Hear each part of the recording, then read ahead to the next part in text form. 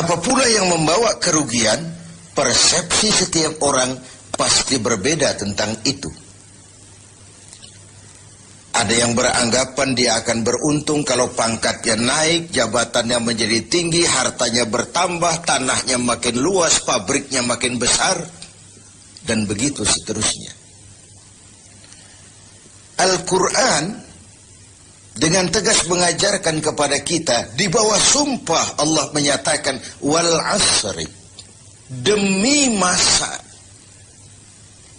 innal insana lafi khusr, sesungguhnya manusia pasti berada di dalam kerugian. Sudah diawali dengan wawu lil qasam, sumpah, menggunakan dua huruf taukid, inna dan lamut taukid.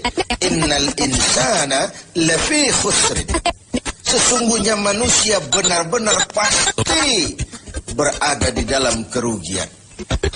Tanahnya luaskah, pabriknya banyakkah, hartanya berlimpahkah, jabatannya makin tinggikah, pasti di dalam kerugian. Ini sesuatu yang kita semua tidak menginginkan. Dan Allah lalu memberikan jalan keluar agar tidak menderita kerugian itu. Bagaimana caranya? Ada istisna, illa, kecuali orang-orang yang tidak akan merugi itu. Pertama, illalladzina amanu, orang yang dalam hidup ini punya iman. Jadi alangkah indahnya jabatan itu kalau jatuh di tangan orang beriman. Alangkah baiknya harta itu kalau dipegang tangan orang yang beriman. Alangkah manfaatnya ilmu pengetahuan itu kalau dipegang juga oleh tangan orang-orang yang beriman. Imanlah yang menyelamatkan manusia dari kerugian. Ada ungkapan bahwa ilmu bikin hidup jadi mudah, seni bikin hidup jadi indah, dan iman bikin hidup jadi terarah. Tidak terbayangkan bagaimana sebuah jabatan apabila tidak dilandasi dengan keimanan. Tidak terbayangkan bagaimana nasib harta benda kalau jatuh di tangan orang yang jauh dari iman. Karena itu untuk selamat dari kerugian, nilai imanlah adanya. Tanpa nilai iman, semua akan jadi fata morgana. Hal kedua yang menyelamatkan manusia dari kerugian adalah wa'amilus sholihat. Iman tadi dibuktikan dengan amal soleh. Sebab apa? Iman adalah generator. Iman adalah power yang melahirkan energi dan menimbulkan gejala. Seseorang beriman atau tidak bisa kita lihat. Tapi bisa kita dinilai dari gejala yang ditimbulkan oleh nilai iman tadi. Dalam bentuk amal saleh. Sehingga dalam keseharian kita bisa bilang, orang itu imannya bagus ya. Kok tahu kamu? Sujudnya hebat. Orang itu imannya bagus ya. Kok ngerti kamu? Sedekahnya berani. Orang itu imannya tinggi ya. Kok tahu kamu? Jihadnya luar biasa. Iman sesuatu yang abstrak. Tetapi dia menimbulkan gejala. Dan gejalanya tidak lain adalah amal yang saleh. Kalau sebuah power generator tidak menimbulkan gejala, tentu terjadi something wrong. Ada yang salah, bisa korsleting, bisa kebakaran, bisa tidak nyambungnya arus pendek dan arus panjang, tidak bertemunya negatif dan positif, dan begitu seterusnya. Begitulah kalau iman tidak menimbulkan refleksi berupa amal yang soleh, ada sesuatu yang harus diservis, ada sesuatu yang harus diperbaiki. Maka dalam berbagai ayat di dalam Al-Quran, amanu tidak terpisahkan dengan wa'amilus sholihat. Iman, amal soleh. Iman, amal soleh. Sebagai pertanda, dua hal itu memang tidak bisa terpisah satu dengan yang lain. Gak bisa secara tenang-tenang orang berkata, saya biar pelit iman saya kuat loh. Saya biar tidak sholat iman saya mantap mas. Saya biar tidak pernah jihad tapi iman saya luar biasa. Tidak mungkin logika seperti itu. Setiap amanu melahirkan gejala yang disebut amal saleh. Ini hal yang ketiga. Yang keempat, setelah iman dan amal saleh, tawasaw bil haq, saling menasihati dalam kebenaran, bukan dalam kebatilan, bukan dalam kemunkaran.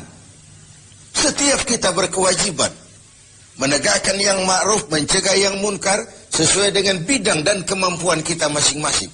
Orang yang selamat dari kerugian selalu menasihati dalam kebenaran, betapapun resikonya, betapapun kondisi masyarakatnya. Tegar, dan ini pernah diingatkan oleh Rasul, akan selalu ada di tengah umatku sekelompok orang yang tegak menyatakan kebenaran. Dia tidak takut risiko yang tumbuh karenanya. Sebagai yang diungkapkan oleh Napoleon, kalau ada 1000 penegak kebenaran, saya satu di antara yang 1000 itu. Kalau ada 100 orang yang menegakkan kebenaran, saya juga satu dari yang 100 itu. Kalau ada 10 orang yang menegakkan kebenaran, saya pun satu dari yang 10 itu. Kalau hanya 1 orang yang berjuang menegakkan kebenaran, sayalah yang satu itu. Walaupun besok langit akan runtuh, bumi akan bergulung, kebenaran tetaplah kebenaran. Orang yang tegar menghadapi kebenaran makin langka. Orang yang tidak larut di dalam memperjuangkan kebenaran semakin sedikit jumlahnya. Tapi kalau kebenaran tidak ditegakkan, keadilan tidak dinyatakan, maka kebatilanlah yang akan berkuasa. Sungguh pun demikian. Yang keempat, Allah menutup ayat ini, watawasaw bis sabr. Nasihat menasihati dalam kebenaran dan nasihat menasihati dengan cara yang sabar. Kalau kebenaran sebuah prinsip, maka kesabaran adalah sebuah strategi. Jika kita benar, kita harus sabar. Kalau kita sabar, harus karena benar. Kebenaran tanpa kesabaran membuat kita mudah dipatahkan orang. Sebaliknya, kesabaran tanpa kebenaran membuat kita diinjak terus oleh yang lain. Kalau punya prinsip, harus punya strategi. Strategi digunakan untuk sebuah prinsip. Prinsip tanpa strategi, habis kita digusur orang. Strategi tanpa sebuah prinsip, habis kita diinjak terus oleh yang lain. Inilah Ramadan, di mana kita berusaha meraih keuntungan yang sebesar-besarnya. Setidaknya keuntungan yang bersifat moral, dengan melakukan pendekatan-pendekatan yang intensif kepada Allah, dengan memupuk keimanan, memperbanyak amal saleh, nasihat menasihati di dalam kebenaran, dan menasihati dengan cara yang sabar, sehingga terhindarlah kita dari kerugian. Setidaknya kerugian secara moral. Kalau kehilangan harta kita sangat merugi, bagaimana pula kalau kehilangan iman? Bagaimana pula kalau kita kehilangan amal saleh, menghadap Allah, tidak ada bekal yang kita bawa? Bagaimana pula kalau kita tidak ikut tegak menegakkan kebenaran, bahkan larut dalam kebatilan, berpangku tangan terhadap ketidakadilan? Kata Nabi, as-sakitu 'alal batil syaitanun akhras. Orang yang diam dari menghadapi kebatilan, tidak berani menyuarakan kebenaran, sama dengan setan gagu. Sekali lagi, orang yang tidak mau menyuarakan kebenaran dan diam menghadapi kebatilan, oleh Nabi dikatakan syaitanun akhras, sama dengan setan yang gagu. Berlindung kita kepada Allah, jangan masuk dalam kelompok yang seperti itu. Dari ayat surah yang pendek ini kita ambil beberapa catatan.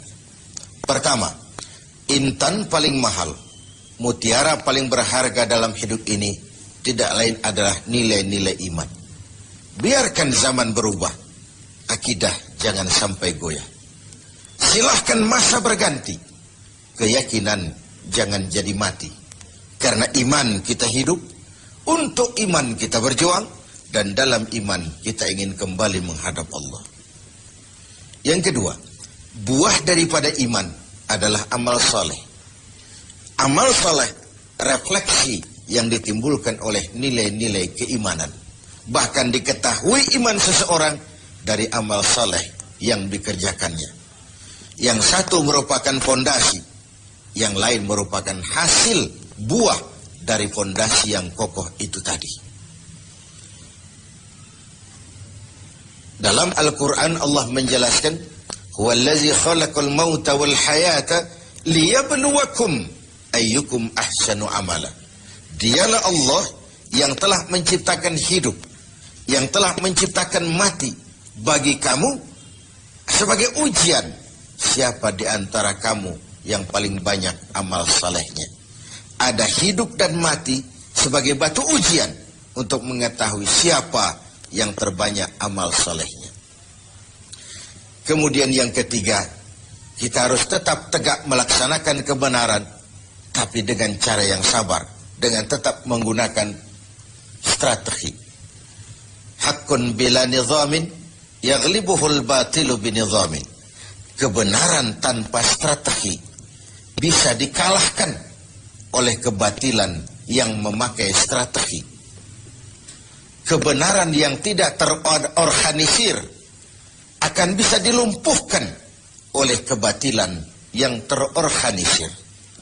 Maka diperlukanlah semangat kebersamaan untuk menegakkan yang ma'ruf dan mencegah yang munkar bagi kemaslahatan kita sebagai umat dan juga sebagai